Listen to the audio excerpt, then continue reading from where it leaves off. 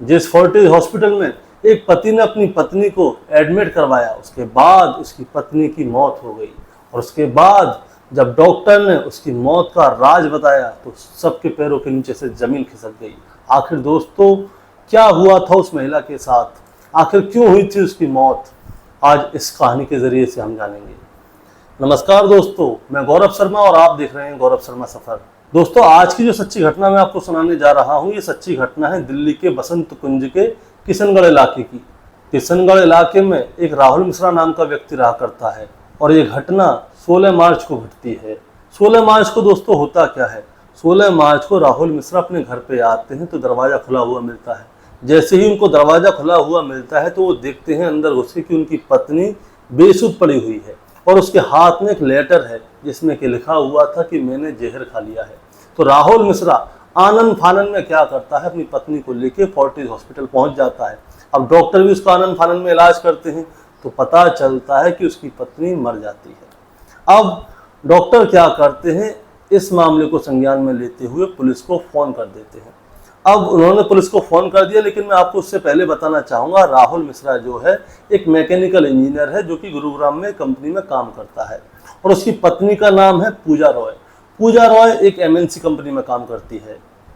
अब हॉस्पिटल में पुलिस आ जाती है और इस सारे मामले की जांच पड़ताल करती है। अब राहुल मिश्रा से पूछा जाता है कि वो लेटर कहाँ है जिसमें किसने लिखा था कि मैं आत्महत्या कर रही हूँ, जहर खा रही हूँ। तो राहुल मिश्रा वो लेटर उनको दे देता है। अब इधर में पुलिस पूजा के घर वालों को फ़ोन कर देती है कि ऐसे ऐसे तुम्हारी बच्ची ने आत्महत्या कर ली, आप जल्दी से आ जाइए। अब पूजा के परिवार के लोग भी आ जाते हैं। तो पूजा के पिताजी से पुलिस पूछती है कि क्या आपको किसी के ऊपर शक है कि आपकी बेटी ने आत्महत्या क्यों की है, क्या राहुल मिश्रा की वजह से हो सकता है इसने आत्महत्या की हो। तो पूजा के पिताजी साफ साफ कह देते हैं, उनका नाम होता है सुरेश रॉय। तो वो साफ साफ कह देते हैं कि मेरी बेटी कभी भी जीवन में आत्महत्या कर ही नहीं सकती, आत्महत्या करने की बात तो क्या वो सोच भी नहीं सकती। हो ना हो इस राहुल मिश्रा ने ही कुछ ना कुछ किया है। आप इस राहुल मिश्रा से पूरी जानकारी लीजिए और इसी ने ही मेरी बेटी की हत्या की है। अब पुलिस क्या करती है, अब पुलिस जाती है राहुल के पास और उससे जांच पड़ताल करती है, उससे सवाल जवाब करती है, लेकिन पुलिस को राहुल से कोई भी क्लू नहीं मिलता। अब इंतज़ार किया जाता है पोस्टमार्टम की रिपोर्ट का, जो कि 2 दिन बाद आती है। अब 2 दिन बाद पोस्टमार्टम की रिपोर्ट आती है, उसमें साफ साफ लिखा होता है कि पूजा को जो जहर दिया गया था वो जूस में मिला के दिया गया है और साथ में उसके सर पे बहुत सारे चोटों के निशान हैं। अब जो लड़की आत्महत्या करेगी तो वो खाली चलो जूस में जहर मिला के पी लेगी, लेकिन उसके सर पे चोट के निशान कैसे आए, यही अब सोचने वाली बात थी। अब पूजा का पति पुलिस के पास जाता है, रोता है, बिलखता है और पुलिस वालों से कहता है कि साहब मेरी पत्नी की हत्या कर दी है। अब कौन है जिसने कि मेरी पत्नी की हत्या की है, अब जल्दी से जल्दी जाके मेरी पत्नी के हत्यारों को पकड़िए और उनको कड़ी से कड़ी सजा दिलवाइए। अब पुलिस वाले भी ये सोचने पर मजबूर हो गए कि पूजा का पति रो रो कर ये वाली बात कह रहा है तो पूजा के पति ने ऐसा नहीं करवाया हो सकता, सोचने वाली बात थी। अब पुलिस वाले क्या करते हैं, वो सबसे पहले पूजा की कॉल डिटेल्स निकलवाते हैं कि कहीं ऐसा तो नहीं कि पूजा का किसी के साथ में संबंध हो, किसी से प्रेम प्रसंग हो, उसके बाद में उसके प्रेमी ने इसकी आके हत्या कर दी हो। लेकिन कॉल डिटेल में ऐसा कुछ भी सामने नहीं आ रहा था कि पूजा का किसी के साथ प्रेम संबंध हो या किसी से वो कोई ज़्यादा बातें करती हो। अब यहाँ पे मामला पूरा साफ हो चुका था कि पूजा का किसी के साथ कैसा भी कोई प्रेम संबंध नहीं था। अब पुलिस राहुल की कॉल डिटेल्स निकलवाती है। अब जैसे ही राहुल की कॉल डिटेल्स निकलवाई जाती हैं तो पता चलता है कि राहुल एक पद्मा नाम की लड़की से बहुत लंबे समय तक बात करता है, जिसकी उम्र लगभग 33 साल है और वो दिल्ली के मयूर विहार में ही रहती है। अब पुलिस क्या करती है, पद्मा के बारे में डिटेल निकलवाती है कि ये पद्मा कौन है और राहुल से इसके क्या संबंध है। तो पता चलता है कि जो पद्मा है वो राहुल की बचपन की दोस्त है और इन दोनों के बीच में प्रेम संबंध है। तो पुलिस क्या करती है, राहुल और पद्मा को दोनों को उठाकर थाने ले आती है और थाने में इनसे पूछताछ होती है। तो ये दोनों कुछ उल्टे सीधे सवाल जवाब कर रहे होते हैं, तो मतलब कि इनसे कुछ भी जानकारी नहीं मिल रही होती। तो पुलिस क्या करती है, पद्मा को एक कमरे में बैठा देती है और राहुल को दूसरे कमरे में बैठा देती है। अब इन दोनों से पूछताछ होती है। अब पूछताछ होती है तो इन दोनों के जवाब अलग अलग आ रहे होते हैं। अब अलग अलग जवाब आ रहे होते हैं तो इनको इन दोनों के ऊपर हो जाता है शक। अब क्या किया जाता है, इन दोनों के हाथ में एक एक पेन पेपर पकड़ा दिया जाता है और पुलिस इनसे कुछ लिखने के लिए बोलती है। दरअसल दोस्तों इनसे पुलिस लिखने के लिए इसलिए बोलती है क्योंकि जो पूजा थी उसके पास एक सुसाइड नोट मिला था, यानी कि आत्महत्या की चिट्ठी मिली थी। तो अब पूजा से और राहुल से दोनों से लिखवाया जाता है।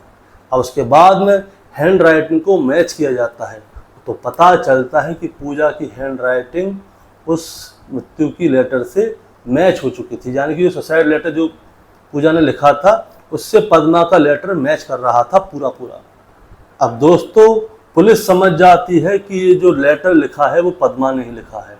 अब पद्मा के साथ शक्ति दिखाई जाती है और उधर राहुल के साथ भी शक्ति दिखाई जाती है। इसके बाद ये दोनों टूट जाते हैं और फिर पद्मा अपना राज उगलती है कि उसने क्या किया और कैसे कैसे किया।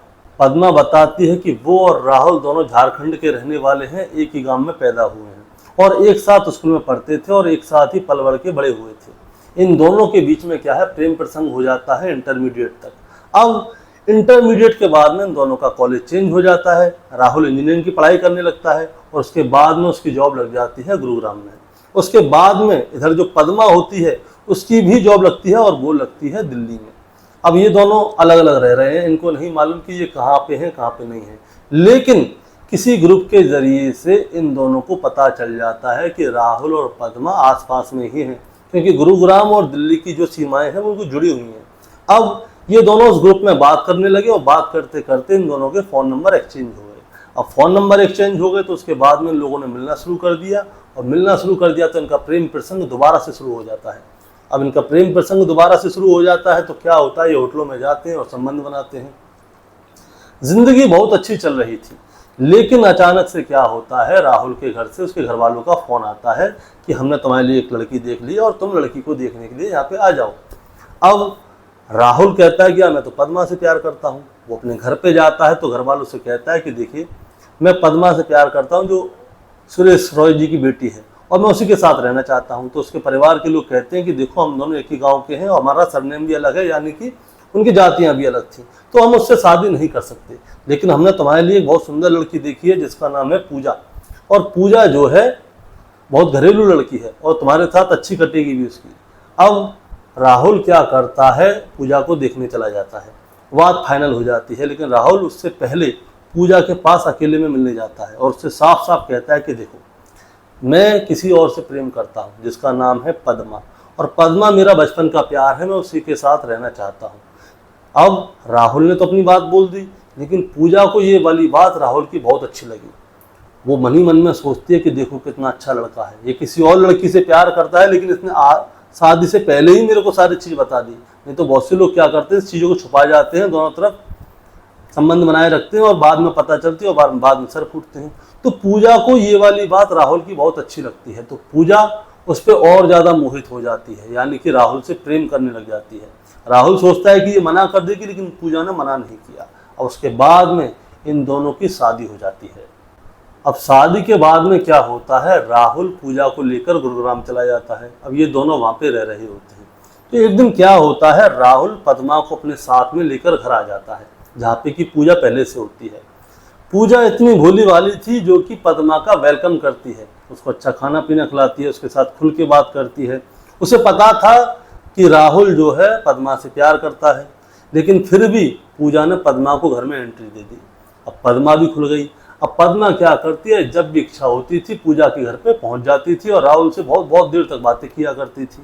अब जो पूजा थी वो भी एमएनसी कंपनी में काम करती थी, तो कभी कभी क्या होता था, जब पूजा देर रात से वापस आती थी तो राहुल और पद्मा एक ही कमरे में उसको मिलते थे।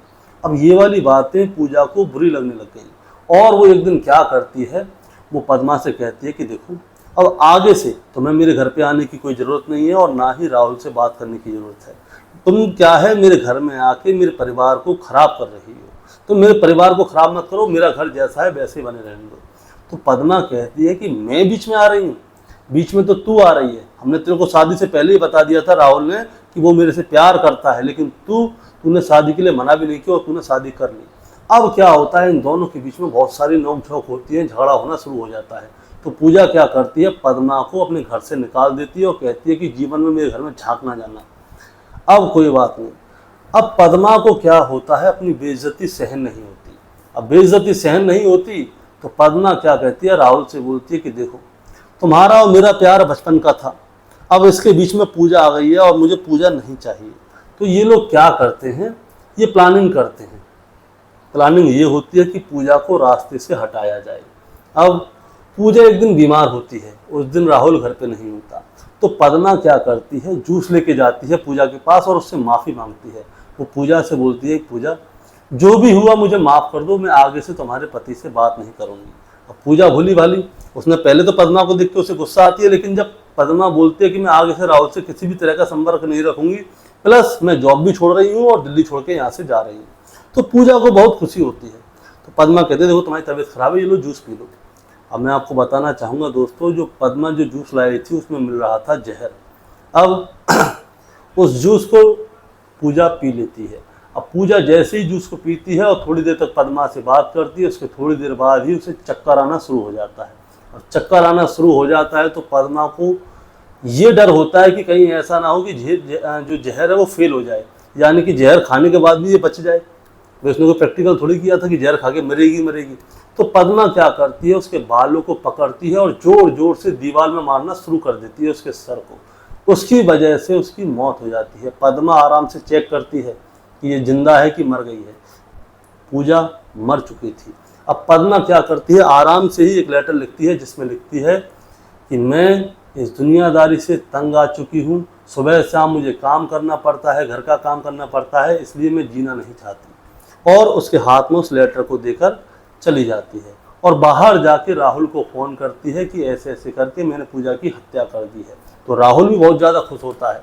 अब ये दोनों क्या करते हैं, एक होटल में जाते हैं, वहाँ पे संबंध बनाते हैं और ड्यूटी का टाइम ऑफ होने वाले समय पर राहुल अपने घर पे आता है। घर पे आके देखता है तो उसकी पत्नी मरी हुई है। वो शोर मचाता है, उसे हॉस्पिटल में लेके जाता है। हॉस्पिटल में लेके जाता है तो डॉक्टर पुलिस बुलाता है। अब पुलिस इन सबसे ये सारी बातें उगलवा लेती है। अगर वो लेटर की राइटिंग नहीं मिलती तो शायद पद्मा और राहुल पकड़े भी नहीं जाते। दोस्तों, इस तरह से पुलिस ने इस केस का खुलासा किया। और आप लोगों का क्या कहना है इस कहानी के बारे में, आप जरा हमें बताइएगा। क्योंकि दोस्तों, इस कहानी को आपको सुनाने का मतलब आपको परेशान करना नहीं है, बस आपको बताना है और जताना है कि जब पूजा के पास राहुल पहली बार गया था और उसने बोला था कि मैं पद्मा नाम की लड़की से प्यार करता हूं, तो उसी समय पूजा को पीछे हट जाना चाहिए था। ये एक पहली क्लू होता है। हम कोई भी गलत काम करने जाते हैं या कोई भी चीज़ हमारे साथ घटने वाली होती है तो उससे पहले ऊपर वाला हमें छोटा सा सिग्नल देता है कि मत करो। लेकिन हम लोग क्या करते हैं, वो तो बहुत अच्छा आदमी था, पूजा ने सोचा।